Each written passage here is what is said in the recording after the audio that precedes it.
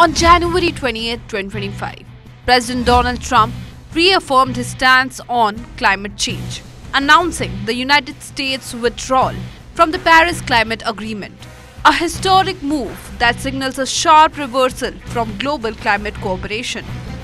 This move reflects Trump's skepticism about global warming and aligns with his agenda to ease regulations on US oils and gas drillers.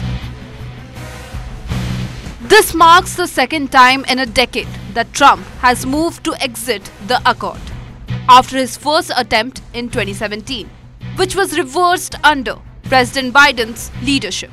This move by Trump comes after global temperatures in 2024 rose more than 1.5 degrees Celsius above pre-industrial levels for the first time in a calendar year. The Paris Agreement remains a critical global framework to combat climate change, aiming to limit global warming to below 1.5 degrees Celsius above pre-industrial levels. However, Trump has long criticized it, calling it a rip-off and reaffirming his belief that it unfairly burdens the US while allowing other nations like China to bypass responsibilities. In his inaugural address, Trump declared a national energy emergency, signaling a shift towards ramping up oil and gas production, including the cancellation of clean energy initiatives like the Green New Deal and electric vehicle mandates.